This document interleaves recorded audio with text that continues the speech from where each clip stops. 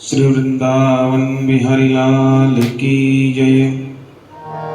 जय जय श्री राधेश्याम। ओम नमो भगवते वासुदेवाय।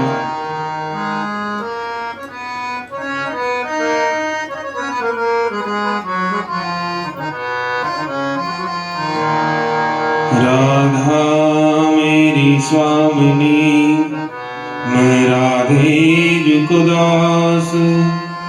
जन्म जन्म मोह दीजिए, श्री वृंदावन को वास। वृंदावन सोवन नहीं और नंदगांव सोगांव।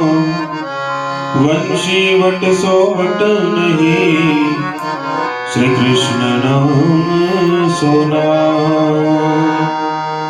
भक्त भक्ति भगवंत गुरु, चतुर नाम बपु एक।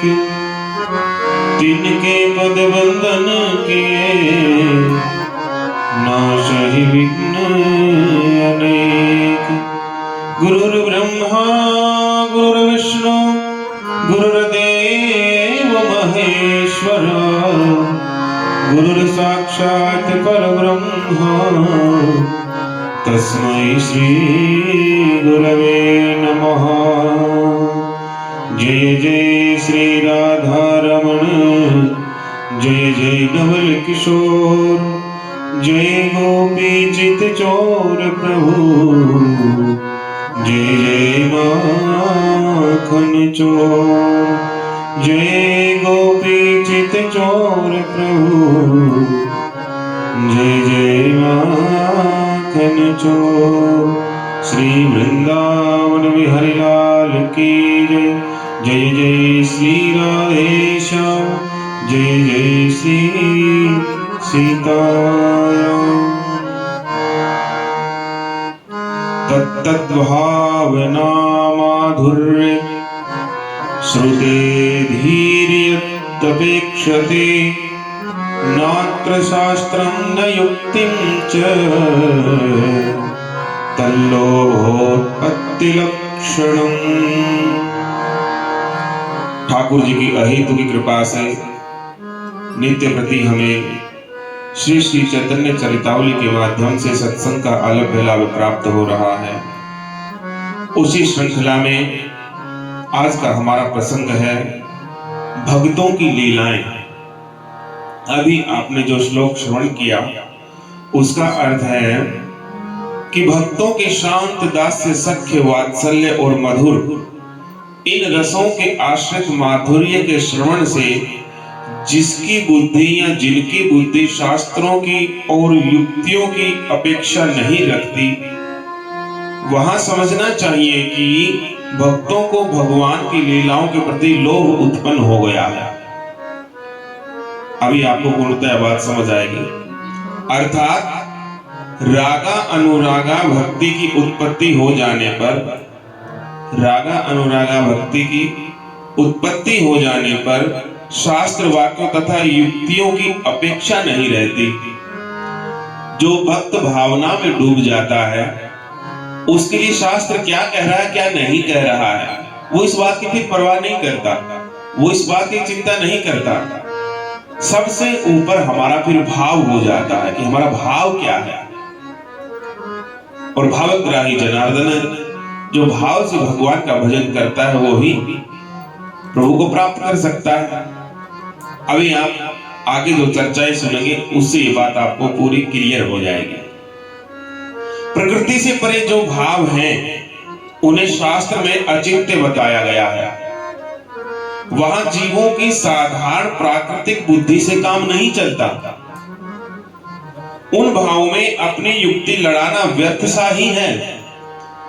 यानी कि जहां पर भाव व्यक्त हो गया वहां पर फिर बुद्धि लड़ाना बेकार है कि ये क्या गलत है क्या सही है। जब भाव सर्वोपरि हो गया तो फिर वहां पे बुद्धि लड़ाने की आवश्यकता नहीं है कि शास्त्र क्या कह रहा है, क्या विधि है, क्या निषेध है। इन सभी बातों से ऊपर है भाव की भावना। यह तो प्रकृति से के परे की भावों की बात है। बहुत सी प्राकृतिक घटनाएं भी ऐसी होती हैं जिनके संबंध में मनुष्य ठीक ठीक कुछ कह ही नहीं पा सकता। प्राकृतिक घटनाएं, कई बार कोई घटना ऐसी घट जाती है, व्यक्ति सोचते ही ऐसा तो हमने कभी सोचा ही नहीं था और ना कभी ऐसा होना चाहिए था, लेकिन फिर भी वो घटित हो जाता है। क्योंकि कोई मनुष्य पूर्ण नहीं है, कोई पूरा नहीं है। पूर्ण है केवल परमपिता परमात्मा। पूर्ण तो वही एकमात्र परमात्मा ही है। मनुष्य की बुद्धि सीमित और संकुचित है। जहां तक उसकी विचारधारा दौड़ती है वहीं तक उसके वाक्य निकलते हैं। लेकिन जो बुद्धि से परे की बातें हैं वो तो बुद्धि सोच ही नहीं सकती। जितनी ही जिसकी बुद्धि होगी वह उतना ही अधिक सोच सकेगा। तर्क की कसौटी पर कस करके किसी बात की सत्यता सिद्ध नहीं हो सकती।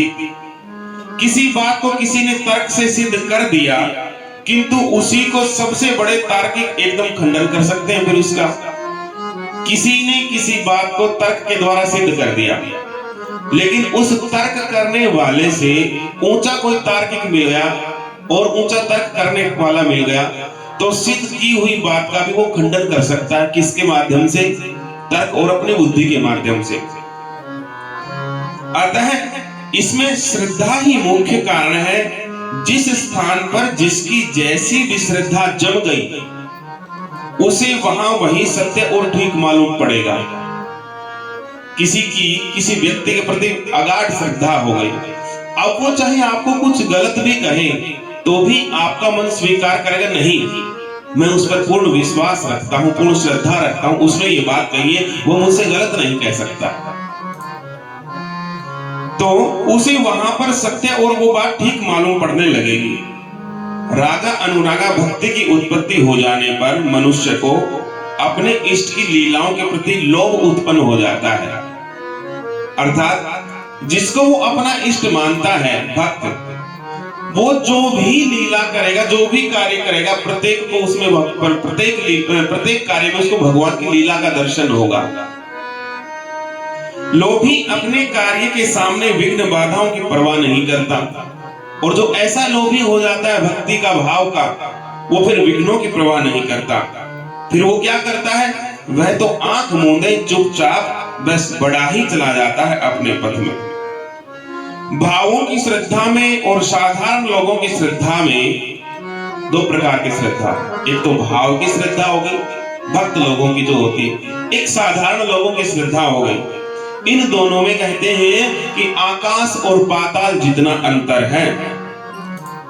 भक्तों को जिन बातों में कभी शंका का ध्यान तक नहीं होता, उन्हीं बातों को साधारण लोग ढोंग, पाखंड, झूठ अथवा अर्थवाद कह करके उसकी उपेक्षा कर देते हैं। लेकिन भक्त क्या कहेगा? नहीं, ये साक्षात भगवान ही है।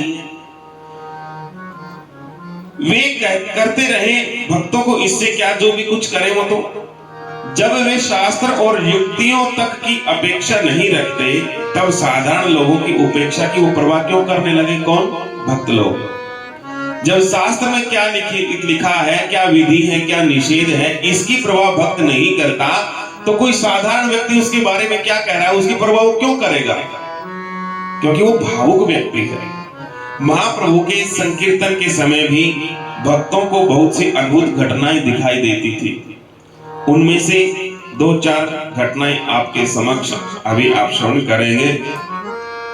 यहां पर मूल कहने का अभिप्राय ये है कि कभी कभी ऐसी घटनाएं भी घट जाती हैं कि व्यक्ति सोच ही नहीं सकता, और जब उस घटना को सामने घटित हुआ जब देखता है तो वो ये सोचता है कि ये हो नहीं सकता, लेकिन हो कैसे गया? हो भी गया, और प्रत्यक्ष देख भी रहा कि हाँ हुआ है, लेकिन मन फिर भी नहीं मानता कि ऐसा हो नहीं सकता।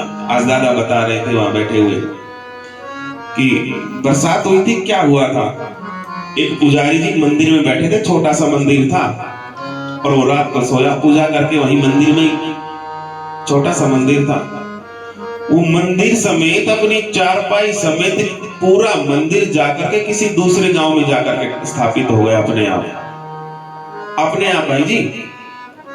लोग सुबह जब हुई तो लोगों से पूछा कि मैं कहाँ आ गया, ये कौन सा गांव है? ये तो फला फला गांव है। भाई तुम कहाँ से आए?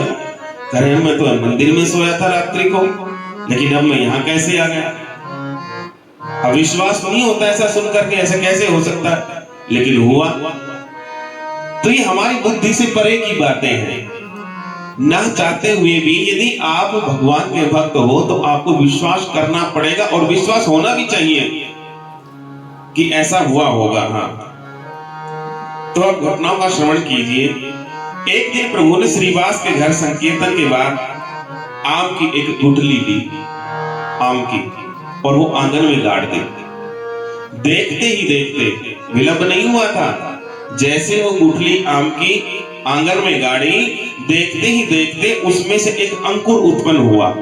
गुठली में से अंकुर उत्पन्न हो गया, और कुछ ही क्षण में वह अंकुर धीरे धीरे बढ़ करके पूरा वृक्ष बन गया। थोड़ी ही देर में भक्तों ने आश्चर्य के सहित उस वृक्ष को देखा कि हमारे सामने अभी अभी वो गुठली दबाई थी आंगन में, और ये तो वृक्ष बन गया। उसी समय उस पर फल भी दिखने लगे। अंकुर आना, पेड़ होना, बड़ा होना, बगर आना, फल लगना कितना समय लगता है, लेकिन उसी समय उस पर फल भी दिखने लगे, और वे बात की बात में पके हुए से भी दिखने लगे। थोड़ी देर में लाल हो गए पक करके।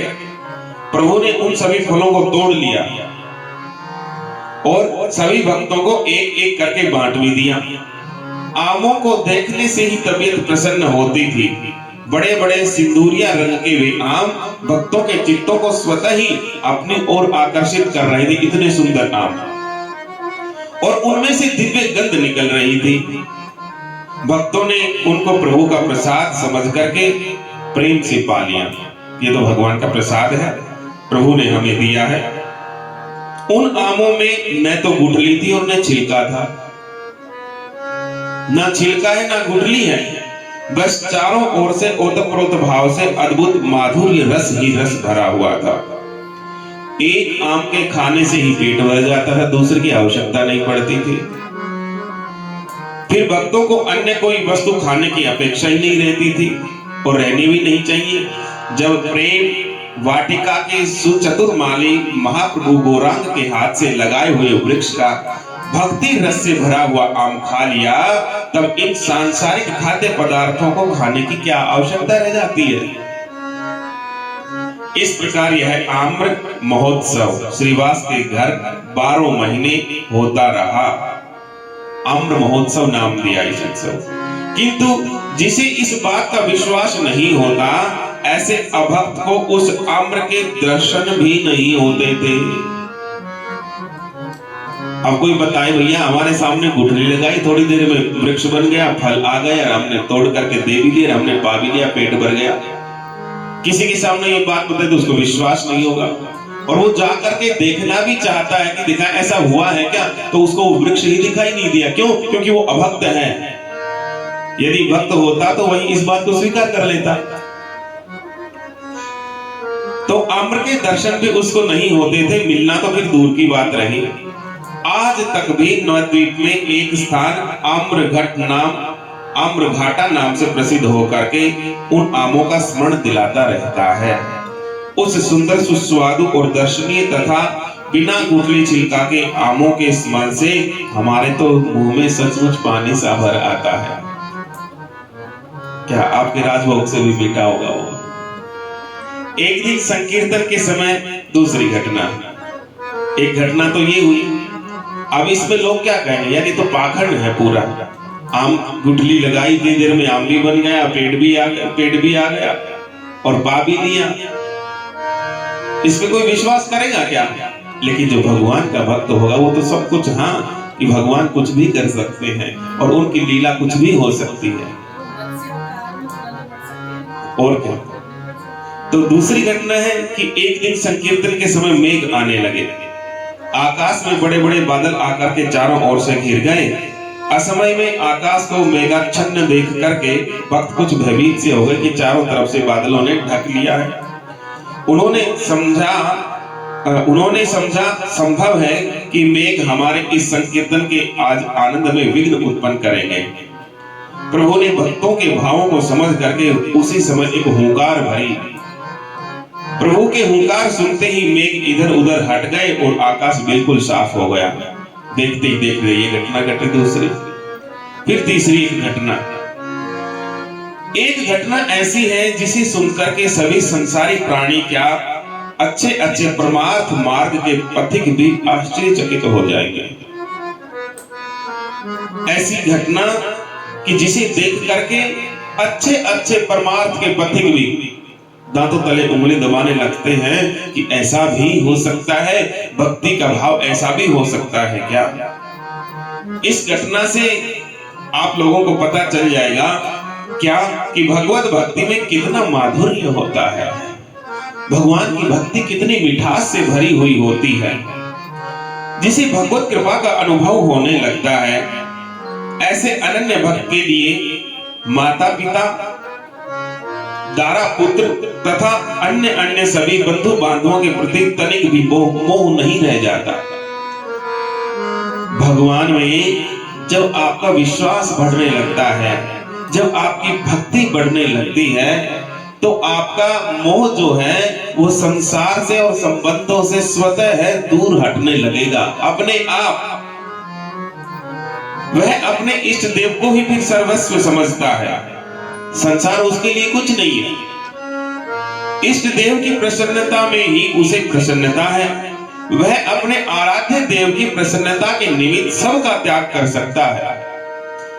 चाहे कितने से कितना रक्त का संबंध क्यों ना हो, जब उसका गाढ़ानुराग अपने प्रिया प्रियतम से हो जाता है, अपने इष्ट से हो जाता है, फिर वो अपने रक्त के संबंध को भी तृण मात्र समझ करके उसको त्याग देता है। दुष्कर से दुष्कर समझे जाने वाले कार्य को भी वो प्रसन्नता पूर्वक करता है। इतनी पॉजिटिविटी, सकारात्मकता उसमें आ जाती है कि कोई दुसाध्य कार्य हो उसको भी वो अपनी मेहनत से उसमें सफलता प्राप्त कर लेता है। एक दिन सभी भक्त मिलकर के श्रीवास के आंगन में प्रेम सहित संकीर्तन कर रहे थे। उस दिन न जाने क्यों सभी भक्त संकीर्तन में एक प्रकार के अलौकिक आनंद का अनुभव कर रहे थे। सभी भक्त नाना वाद्यों के सहित प्रेम में विभोर होकर के अपने शरीर की शुद्ध बुद्ध विसार करके भक्ति भाव में ओतप्रोत होकर के नृत्य कर रहे थे। इतने में ही प्रभु भी वहां संकीर्तन में आकर के शामिल हो गए। प्रभु के संकीर्तन में आ जाने से भक्तों का आनंद और अधिक बढ़ने लगा, सोने पर सुहागा हो गया। प्रभु भी सब कुछ भूल करके भक्तों के साथ नृत्य करने लग गए और प्रभु के पीछे पीछे श्रीवास पंडित जी भी नृत्य करने लग गए। श्रीवास जी के आंगन में ही कार्यक्रम हो रहा है, उत्सव हो रहा है, सभी भक्त कीर्तन कर रहे हैं, महाप्रभु का आगमन होता है। उनके आगमन से और आनंद बढ़ गया और महाप्रभु भी नृत्य करने लग गए। उनके साथ साथ श्रीवास जी भी नृत्य करने लगे। इतने में ही एक दासी ने धीरे से आकर के श्रीवास को भीतर चलने का संकेत दिया कि आप अंदर आए। दासी के संकेत को समझ करके श्रीवास भीतर चले गए। भीतर क्या हुआ?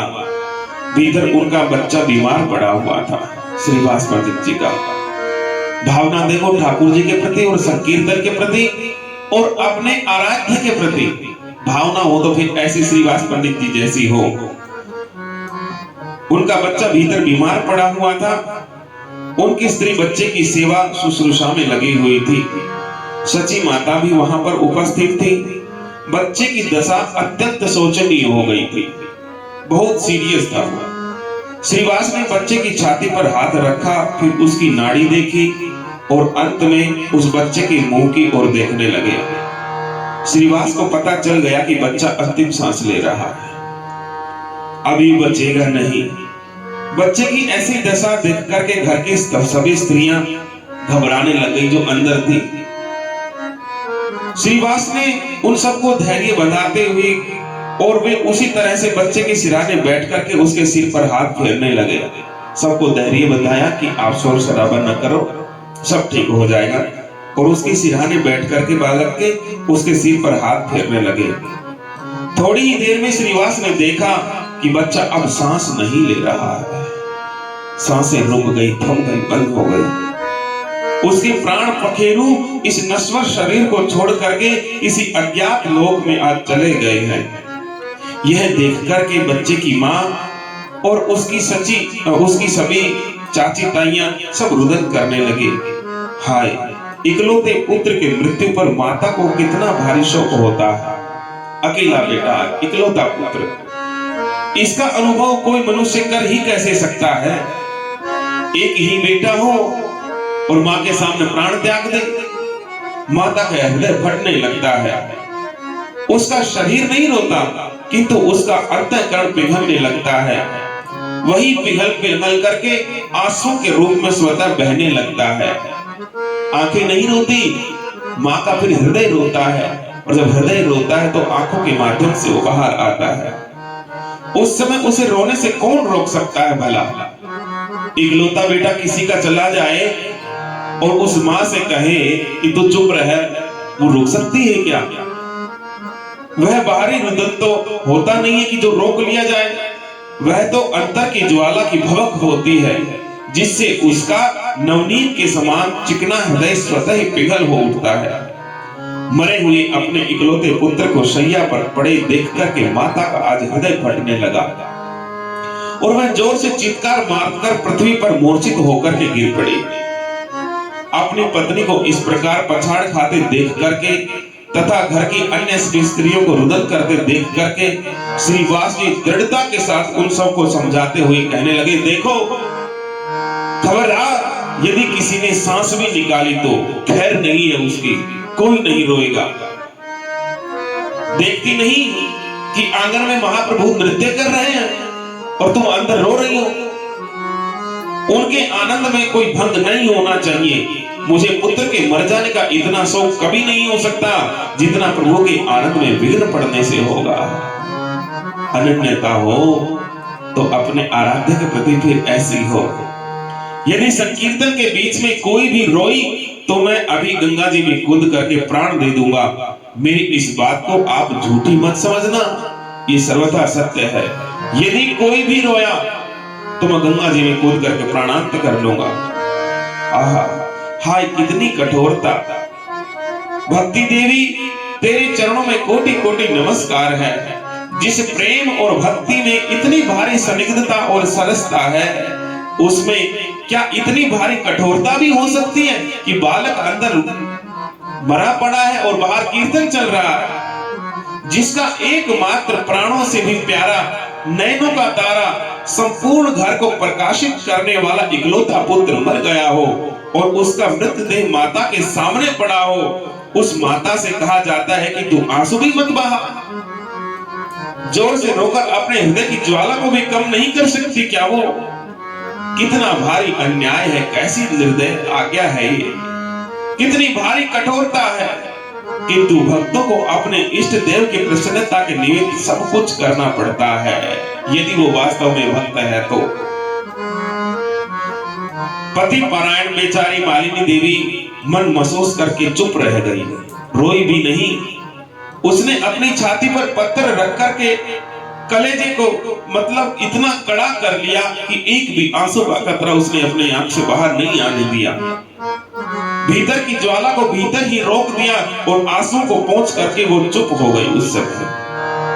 पत्नी के चुप हो जाने पर श्रीवास धीरे धीरे उसको समझाने लगे कि इस बच्चे का इससे बढ़कर के और बड़ा भारी सौभाग्य क्या हो सकता है। इस बच्चे का इससे ज्यादा और सौभाग्य क्या हो सकता है, जो साक्षात गौरांग जब आंगन में नृत्य कर रहे हैं तब इसने अपना शरीर त्याग किया है। हमारे आंगन में भगवान के भक्तों पर, कीर्तनों पर नृत्य, और वो भी गौरांग महाप्रभु के द्वारा, और तब इसने प्राण त्यागे। इससे ज्यादा सौभाग्यशाली और कौन हो सकता है। महाप्रभु ही तो सबके स्वामी हैं। उनकी उपस्थिति में शरीर त्याग करना क्या कम सौभाग्य की बात है। मालिनी देवी चुपचाप बैठी हुई पति की सारी बातें सुन रही थी। उसका हृदय मानो आज फट सा रहा था। श्रीवास जी ने एक बार फिर दृढ़ता से कहा, सबको समझा दो कि कोई रोए नहीं। प्रभु जब तक नृत्य कर रहे हैं तब तक कोई भी रोने न पावे। प्रभु के आनंद रस में तनिक भी विघ्न पड़ा तो इस लड़के के साथ साथ मेरे इस शरीर का भी अंत ही समझ लेना। आज इतना कहकर के श्रीवास जी फिर बाहर आंगन में आ गए और भक्तों के साथ मिलकर के उसी प्रकार दोनों हाथ ऊपर उठा करके संकीर्तन और नृत्य करने लगे। अंदर क्या घटना घटी है, बाहर क्या सीन चल रहा है। 4 घड़ी रात्रि बीतने पर बच्चे की मृत्यु हुई थी। आधी रात्रि से कुछ अधिक समय तक भक्तगण उसी प्रकार कीर्तन कर रहे थे, किंतु इतनी बड़ी बात और कितनी देर चुप सकती थी, ज्यादा देर तक नहीं रुक पाए। धीरे धीरे भक्तों में ये बात फैलने लगी, एक से दूसरे के कान में पहुंचती, जो भी सुनता वही अपना कीर्तन बंद करके चुप हो जाता। इस प्रकार धीरे धीरे सभी भक्त एक के बाद सारे चुप हो गए। सबके मुंह से कीर्तन की ध्वनि बंद हो गई। ढोल करताल आदि सभी वाद्य भी अपने आप से ही बस बंद होते चले गए, एक के बाद एक। अब प्रभु ने भी नृत्य करना बंद कर दिया। इस प्रकार कीर्तन को आप से आप ही बंद होते देख करके प्रभु श्रीवास की ओर देखते हुए कहने लगे, पंडित जी, आपके घर में कोई दुर्घटना तो नहीं हो गई है? महाप्रभु ने कहा, नहीं जाने क्यों हमारा मन कीर्तन में आज लग नहीं रहा है। हृदय में एक प्रकार की खलबली सी मच रही है। अत्यंत ही दीन भाव से श्रीवास पंडित ने कहा, प्रभु, जहां आप कीर्तन कर रहे हो वहां कोई दुर्घटना हो सकती है क्या? कितना बड़ा भक्त का हृदय है। जहां आप कीर्तन कर रहे हो वहां कोई दुर्घटना हो सकती है क्या प्रभु? संपूर्ण दुर्घटनाओं के निवारण करता तो आप स्वयं ही हैं। आपके सम्मुख भला दुर्घटना आ ही कैसे सकती है? आप तो मंगल स्वरूप हैं। आपकी उपस्थिति में तो परम मंगल ही मंगल होता है और होना भी चाहिए। प्रभु ने दृढ़ता के साथ कहा, नहीं, ठीक से बताइए, मेरा मन बहुत व्याकुल हो रहा है, हृदय आपसे आप ही निकल पड़ रहा है मेरा। अवश्य ही कोई दुर्घटना घटित बात हुई है। प्रभु के इस प्रकार दृढ़ता के साथ पूछने पर श्रीवास चुप हो गए। उन्होंने कुछ भी उत्तर नहीं दिया। तब धीरे से एक भक्त ने कहा, श्रीवास जी कुछ नहीं बोले। किसी एक भक्त ने कहा कि प्रभु, श्रीवास जी का इकलौता पुत्र परलोकवासी हो गया है। संभ्रम के साथ श्रीवास के मुख की ओर देखते हुए प्रभु ने चौंक करके कहा, है क्या? ये मैं क्या सुन रहा हूं? श्रीवास के पुत्र का परलोकवास कब हुआ? पंडित जी, आप बताते क्यों नहीं है? असली बात क्या है? श्रीवास फिर भी चुप खड़े रहे। तब उसी भक्त ने फिर पुनः कहा, प्रभु, इस बात को तो 2:30 प्रहर होने को आया, आपके आनंद में विघ्न होगा, इसलिए श्रीवास पंडित ने यह बात किसी को प्रकट नहीं की। इतना सुनते ही प्रभु की दोनों आंखों से आंसू बहने लगे। गदगद कंठ से प्रभु ने कहा कि श्रीवास, आपने आज श्री कृष्ण को खरीद लिया। अपनी भक्ति के द्वारा आज आपने भगवान श्री कृष्ण को खरीद लिया है। ओहो, इतनी भारी दृढ़ता, इकलौते मेरे पुत्र को भीतर छोड़ करके आप उसी प्रेम से कीर्तन कर रहे हैं। मरे हुए पुत्र को अंदर छोड़ आए और आप कीर्तन कर रहे हैं मेरे साथ। धन्य है, धन्य है, आपकी भक्ति को बलिहारी है, बलिहारी है, आपके कृष्ण प्रेम को बलिहारी। सचमुच आप जैसे भक्तों के दर्शनों से ही तो कोटि जन्मों के पापों का क्षय होता है। आप जैसे भक्तों के दर्शन से करोड़ों जन्मों के पाप नष्ट हो जाते हैं। वो भक्त कौन है? वो भक्त कैसे हैं? वो भक्त आपके जैसे ही तो हैं कि पुत्र अंदर भरा पड़ा है और आप बाहर कीर्तन कर रहे हैं। यह कहकर के प्रभु फूट फूट करके रोने लगे। प्रभु को इस प्रकार रोते देख करके गदगद कंठ से श्रीवास पंडित ने कहा कि प्रभु, मैं पुत्र शोक को तो सहन करने में समर्थ हो सकता, किंतु आपके रुदन को मैं सहन नहीं कर सकता। हे संपूर्ण प्राणियों के एकमात्र आश्रयदाता, आप अपने कमल नयनों से अश्रु बहा करके मेरे हृदय को दुखी न कीजिए। आप चुप हो जाइए ना, मैं आपको रोते हुए नहीं देख सकता। इतने में ही कुछ भक्त भीतर जाकर के श्रीवास पंडित के मृत पुत्र के शरीर को आंगन में उठा लाए। प्रभु उसके सिंहाने बैठ गए और अपने कोमल कर से स्पर्श करते हुए जीवित मनुष्य से जिस प्रकार कोई पूछ रहा हो उसी तरह से पूछने लगे, क्यों जी? मरे हुए पुत्र से पूछ रहे, क्यों जी, तुम कहां हो? इस शरीर को त्याग करके क्यों चले गए हो? उस समय प्रभु के अंतरंग भक्तों को मानो वो आवाज स्पष्ट सुनाई देने लगी। वह मृत शरीर जीवित पुरुष की भांति उत्तर दे रहा है। उसने कहा, प्रभु हम तो कर्म अधीन हैं, हम कर्माधीन हैं। हमारा इस शरीर में इतने ही दिन का संस्कार था। अब हम बहुत उत्तम स्थान में हैं और खूब प्रसन्न हैं। उस शरीर से आवाज आ रही है। प्रभु ने कहा कि कुछ काल इस शरीर में और क्यों नहीं रहे आप? मानो उस जीव ने उत्तर दिया, प्रभु आप सर्वसमर्थ हैं, आप प्रारब्ध को भी मेट सकते हैं, किंतु हमारा इस शरीर में इतने ही दिन का भोग था। अब हमारे इस शरीर में रहने की इच्छा भी नहीं है, क्योंकि अब हम जहां हैं वहां यहां से अधिक सुखी हैं। जीव का ऐसा सुनकर के सभी लोगों का शोक मोह दूर हो गया। तब प्रभु ने श्रीवास पंडित को सांत्वना देते हुए कहा कि पंडित जी, आप तो स्वयं सब कुछ जानते हैं। आपका इस पुत्र के साथ इतने ही दिनों का संस्कार था। अब तक आप इस एक को ही अपना पुत्र समझते थे। अब हम और श्रीपाद नित्यानंद आपके दोनों ही पुत्र हैं। आज से हम दोनों को आप अपने सगे पुत्र ही समझना। प्रभु की ऐसी बात को सुनकर के श्रीवास प्रेम के कारण विवल हो गए और उनकी आंखों से प्रेम के अश्रु बहने लगे। इसके अनंतर भक्तों ने उस मृत शरीर को विधिवत अग्नि दी, उसका संस्कार किया। आहा, अहो कितना ऊंचा आदर्श है कि इकलौते पुत्र के मर जाने पर भी जिनके शरीर को संताप पीड़ा नहीं हो सकती, वे संसारी मनुष्य कहे जा सकते हैं क्या? उनको कोई कहेगा कि ये संसार के मनुष्य हैं? ये तो साक्षात कोई महापुरुष ही है, कोई भगवान का अवतार ही, कोई देव ही है। क्या उनकी तुलना माया के आबद्ध जीव के साथ की जा सकती है? सचमुच में वे श्याम सुंदर के सदा के सुहृद और सखा ही हैं।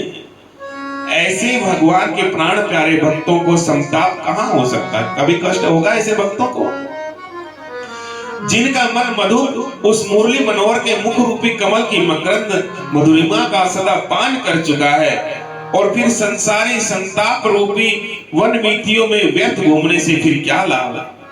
वह तो उस अपने प्यारे के प्रेम वाटिका में विचरण करता हुआ सदा आनंद का रसास्वादन करने में ही मस्त बना रहेगा।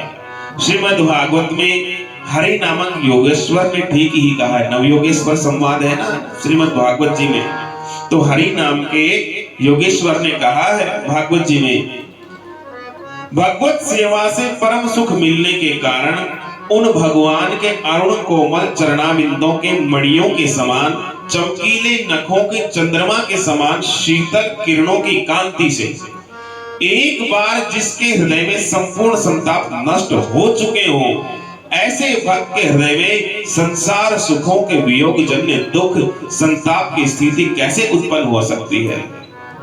भगवान के श्री चरणों के नखों से निकली हुई वो सुंदर शुभ्र ज्योतिषना, उसके द्वारा किसी भक्त के पाप पुण्य नष्ट हो गए हो, उनको कोई संसार का कोई दुख सता सकता है क्या? नहीं। जिस प्रकार रात्रि के चंद्रमा के उदय होने पर सूर्य का ताप किंचन मात्र भी नहीं रहता, उसी तरह से भगवत कृपा के होने पर संसारी तापों का अत्यंत अभाव हो जाता है। जिस पर भगवान की कृपा हो जाती है, फिर सांसारिक ताप संताप उसको सता नहीं सकते। इस प्रकार भक्तों की सभी लीलाएं अचिंत्य हैं। वे मनुष्य की बुद्धि के बाहर की बातें हैं, उस तक जा भी नहीं सकता, सोच भी नहीं सकता। जिसके ऊपर भगवत कृपा होती है, जिन्हें भगवान ही अपना कह करके उसका वर्ण कर लेते हैं, उन्हीं की किसी महापुरुष के प्रति भगवत भावना होती है, और वे ही उस अनिर्वचनीय आनंद के रसास्वादन के अधिकारी बन सकते हैं। प्रभु की सभी लीलाओं में प्रेम ही प्रेम भरा रहता है, क्योंकि वे प्रेम की सजीव साकार मूर्ति थे। अब एक और घटना, शुक्लांबर ब्रह्मचारी प्रभु के अनन्य भक्तों में से थे। वे कभी कभी ऐसा अनुभव करते थे कि प्रभु हमारे ऊपर जैसी होनी चाहिए वैसी कृपा नहीं है। जितनी कृपा भगवान की हमारे ऊपर होनी चाहिए, अभी उसमें कहीं कुछ कमी है। उनके मनोगत भाव को समझ करके प्रभु ने एक दिन उनसे कहा कि ब्रह्मचारी, कल हम तुम्हारे ही यहाँ भोजन करेंगे। हमारे लिए श्रीपाद और नित्यानंद जी के लिए तुम कल ही भोजन बना के रखना। ब्रह्मचारी जी को इस बात से हर्ष भी अत्यधिक हुआ और साथ ही साथ थोड़ा दुख भी हुआ। हर्ष तो इसलिए हुआ था कि हमें अपनी सेवा के योग्य समझा प्रभु ने, और दुख इसलिए हुआ कि प्रभु कुलीन ब्राह्मण हैं, वे हमारे भिक्षुक के हाथ का दाल भात कैसे पाएंगे। वो तो कुलीन उच्च कुल के ब्राह्मण हैं और हम भिक्षुक हैं, हमारे हाथ का भोजन वो कैसे प्राप्त करेंगे। इसलिए उन्होंने दीन भाव से कहा, प्रभु हम तो भिक्षुक हैं, आपको भोजन कराने के योग्य नहीं है। नाथ, हम इतनी कृपा के सर्वथा अयोग्य हैं। प्रभु ने आग्रह के साथ कहा, तुम चाहे मानो चाहे मत मानो, हम तो कल तुम्हारे ही यहाँ भोजन पाएंगे। वैसे ना दोगे तो तुम्हारी थाली में से आकर के छीन करके खाएंगे। यह सुन करके ब्रह्मचारी जी बड़े असमंजस में पड़ गए और उन्होंने और भी 2-4 अंतरंग भक्तों से इस संबंध में पूछा। भक्तों ने कहा कि प्रेम में नेम कैसा। प्रेम तो प्रेम है, सीधी सी बात है। प्रेम कब पूछता है कि तेरी क्या जात है। भक्तों ने कहा कि प्रेम में नियम कैसा, प्रेम में नियम कैसा। प्रेम तो प्रेम है, सीधी सी बात है। प्रेम कब पूछता है कि तेरी क्या जात है, तू कौन है, तेरा भाव होना चाहिए बस। प्रभु के लिए कोई नियम नहीं है। वे अनन्य भक्तों के तो झूठे अन्न को खाकर बड़े प्रसन्न होते हैं। आप प्रेम पूर्वक भात बना करके प्रभु को खिलाइए। भक्तों की सम्मति मान करके दूसरे दिन ब्रह्मचारी ने बड़ी पवित्रता के साथ स्नान, ध्यान, संध्या वंदन आदि किया और प्रभु के लिए भोजन तैयार किया। इतने में ही नित्यानंद जी के साथ गंगा स्नान करके प्रभु आ गए। प्रभु ने नित्यानंद जी के साथ बड़े ही प्रेम के साथ भोजन प्रसादी पाई। भोजन करते करते आप कहते जाते थे क्या कि इतने दिनों में दाल भात और साग खा रहे हैं, इतने दिनों से खाते आ रहे हैं, लेकिन आज के जैसा स्वादिष्ट भोजन हमने जीवन भर में कभी नहीं पाया। इतना स्वादिष्ट भोजन आपने बनाया है। चावल कितने स्वादिष्ट हैं, कड़ा खोल कितना बढ़िया बना दिया है। इस प्रकार प्रशंसा करते करते दोनों ने भोजन समाप्त किया। ब्रह्मचारी जी ने भक्ति भाव से दोनों के हाथ धुलवाए। खा पी करके दोनों ही ब्रह्मचारी जी की कुटिया की छत के ऊपर जाकर के सो गए। ब्रह्मचारी जी की कुटिया बिल्कुल गंगा जी के तट पर ही थी। छत पर श्री गंगा जी की शीतल कणों से मिली हुई ठंडी ठंडी हवा आ रही थी। नित्यानंद जी के सहित वहां प्रभु आसन बिछा करके लेट गए थे। अब एक और व्यक्ति आते हैं। विजय आखरिया नामक एक भक्त प्रभु के समीप लेटे हुए थे। विजय कृष्ण ये जाति से कायस्थ थे। वे पुस्तक लिखने का काम करते थे।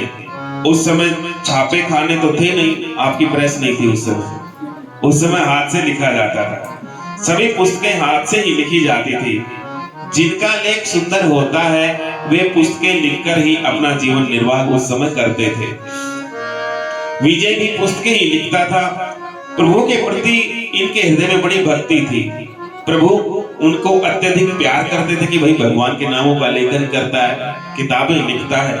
उन्होंने प्रभु की बहुत सी पुस्तकें लिखी थी। सोते ही सोते उन्होंने एक दिव्य हाथ दिखाई दिया विजय कृष्ण को। सोते सोते एक दिव्य हाथ दिखाई देने लगा। वो हाथ कैसा था? वो हाथ बड़ा चिन्मय था।